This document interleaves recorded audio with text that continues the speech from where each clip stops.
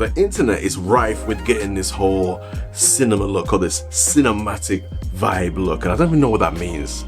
I guess it means something that could come fresh out of a film, or it could mean something that could suit Netflix or something. But whatever it is, they always make it out like you have to buy expensive gear, or you need to have the best camera and everything else that goes around. I don't think that's actually necessarily too true. I think some of it is true, but I don't think it's 100%. I'm sorry. I don't think it's 100% by the best of the best. The reason I say this is because there's so many films out there, right, on the biggest scales that are using affordable cameras, or they're using affordable lenses. Sometimes they're using completely broken down audio equipment as well to get a certain aesthetic vibe that steps away from what we kind of know as the Hollywood look. Why are they doing that? It's not because they're trying to make it look amateur, but they're trying to get an aesthetic which they class as cinematic, but they're already in the cinema world. It's really confusing. Yeah, I feel like this is going to be a little bit of a journey or a series that might be on this channel, but whatever. Today, I'm looking at lenses or accessories that go onto lenses that can make our images look a little bit more cinematic. Let me just put this light on here. That's better.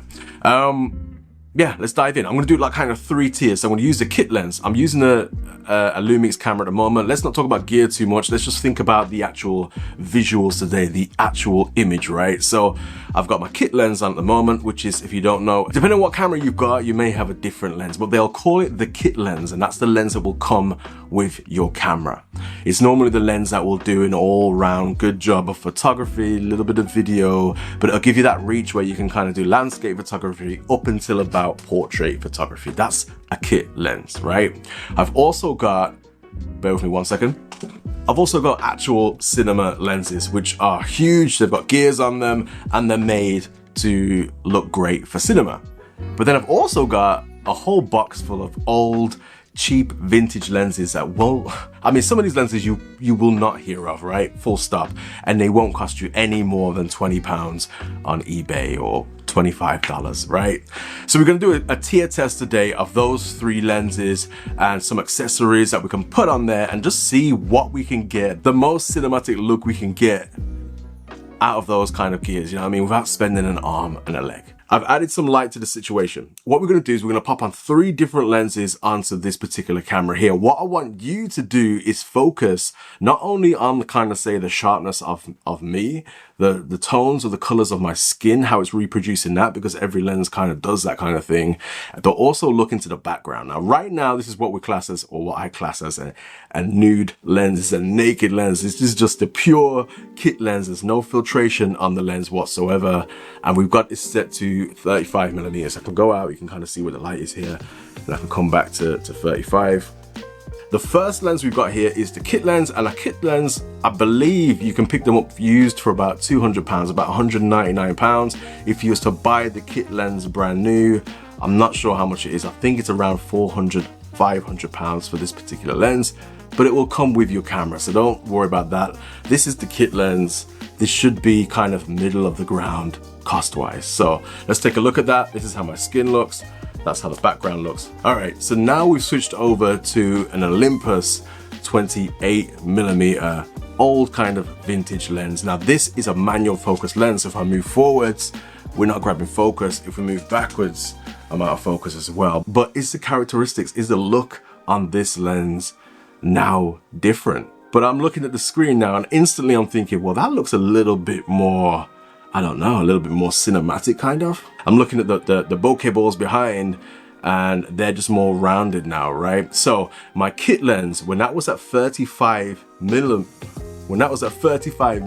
the kit lens was at something called f5.6, right? So that's how much the iris is opening up, f5.6. Now this lens is at f2, right? So that's why the background now has changed and got a bit nicer, but still kind of keeping me in focus. £30 lens. Previous, £400, £200 if it was used. and let's move over to a cinema lens. All right, so now we are on the cinema lens, and let me tell you, this thing looks absolutely humongous on your camera. So that's one thing to bear in mind if you're looking for different lenses to try to get that cinematic look. This is a lens made by 7 Artisans, and I think it's called a Vision cinema lens. It's a 25mm lens, so when you pop it onto your camera, my one in particular, it goes into APS-C mode, which then kind of gives you equivalent to that 35mm kind of look on the screen. So how am I looking right now? I'm trying my hardest not to look at the monitor, but as I am, I'm seeing that the background has a nice, more smoother roll off or a blur to it. Likewise with this light here as well, but we are set to the same f-stop number as we was on the previous vintage lens, but we can go brighter on this lens. Let's see how bright we can go and what effect that does to the image. So let's have a look. All right, so now this is at its brightest, and I believe this goes to a T 1.05. Now a T stop is different to an f stop. When you see the f, 1.8, a T 1.8 is different. It's measured differently, and that's a whole video for another day. But just know, when you see cinema lenses, they are normally T stops, and photographic lenses are normally f, as in f stops. All right, so bear that in mind. But as I've opened that up now, you probably notice that what they call a depth of field is now gone harder to keep focus. So what basically, my eyes may not be in focus, maybe just little bristles on my beard. If I move forward, I'm out of focus. I'm trying to see where I'm in focus. Seems like it's around here, either way. But how does my skin tone look? I look really pale in my in my little monitor here. But yeah, this is the look from the 3 different lenses. So what I'll do now is I'll put them all side by side on the screen. Now, what can we do even further? Let me put this lens back down to its 2. All right, about there. Cool.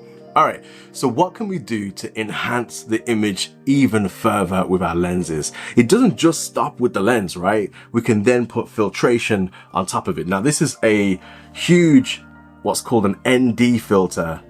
And this allows you to shoot the lens wide open, like I said, the T1, but maybe outside in the bright sunlight. And that's gonna make a difference when you're trying to get a cinematic look over other people. So they won't be able to shoot that wide open, or they won't choose to because they don't wanna walk around with huge filters like these. There's other filters as well that soften the image and stuff like that.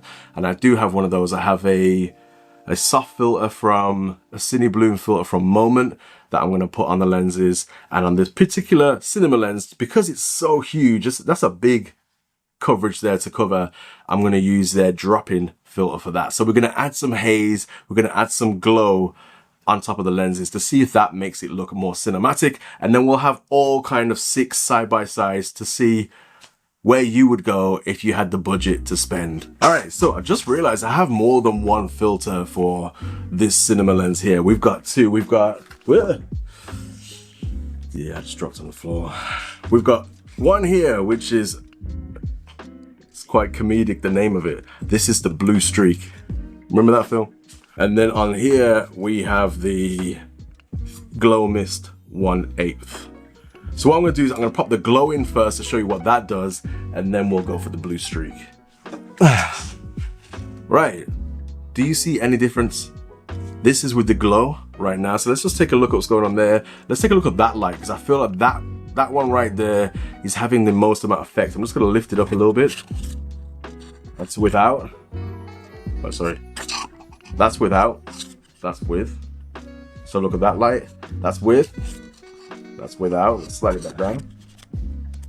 I don't know. I feel like this is so subtle. It's such a subtle effect to get a little bit of an enhancement going on. Interesting. Let's try the Blue Streak one.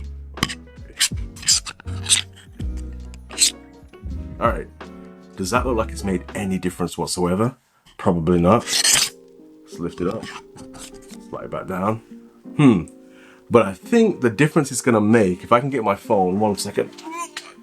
This is where it should make the difference, right? Watch this. I'm gonna pop my torch on right now. Look at that. Now that's pretty cool, right? There's no doubt that that looks pretty cinematic. If I was to take that out, there you go, standard. I'll pop that back in. Woo. It's a lot more cinematic, right? Definitely. That could be the thumbnail. But yeah, that's actually quite an aggressively big difference. So let's do 3 tier. Let's have the standard lens, the nude lens, then let's have it with the glow, and then let's have it with the streak, and let's see how that looks. Should we see what the glow looks like with this torch on it? Let's do that. That might make a big difference as well. So let's get that filter out. Okay, so let's take this filter out now.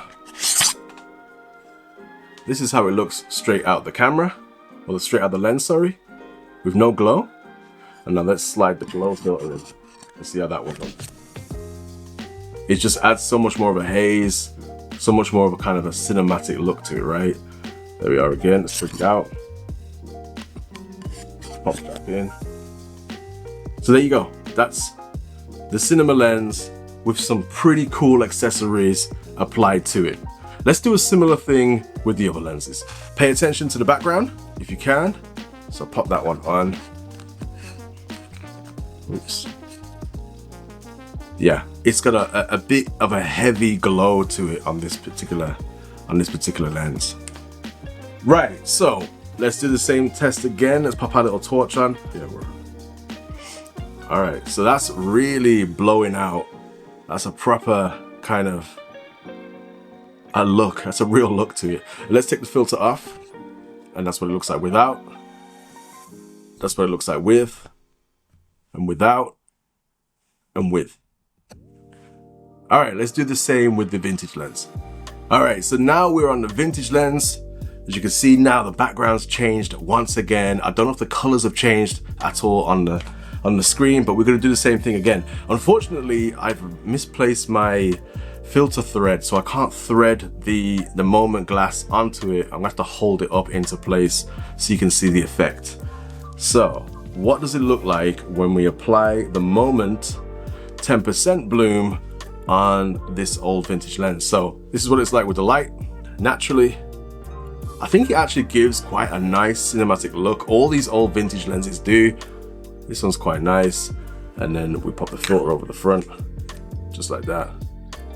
And we kind of get this look here, which I think looks pretty cinematic on the screen right now. We take that one off. So one final thing I will say about each particular lens is they all have their own abilities and skill sets, right?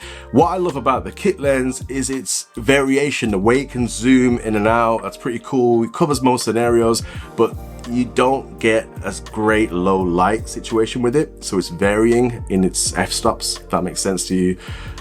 So what that means as well is the background doesn't blur out as much as other lenses do, right? Now the other 2 lenses I used were fixed focal lenses or prime lenses. So you can't zoom on these particular lenses. They're stuck at their millimeter rating, but that also allows the lens to become brighter.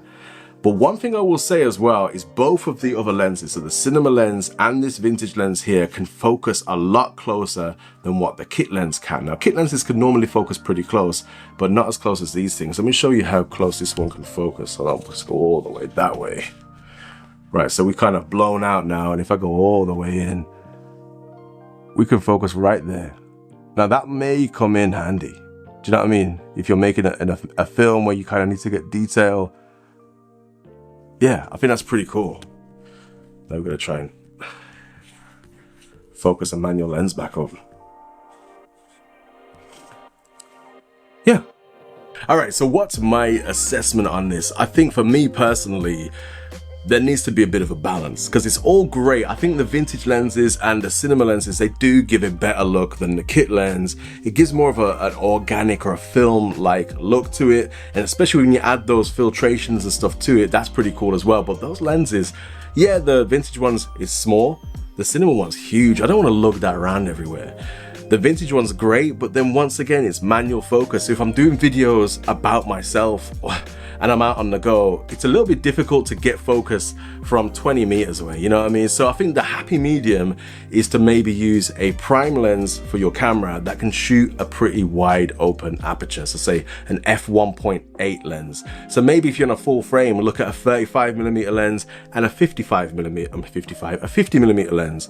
You can also get 85s as well. Have a look at those 3 primes and see if they kind of suit you. So use the 85 to get up close and personal, very close, detailed, and it'll roll off the background. You get a more blurry background. The 50mm would be kind of in between, and the 35mm will give you kind of that open, expansive landscape kind of shot. Yeah, I hope this video helped. Catch you in the next one.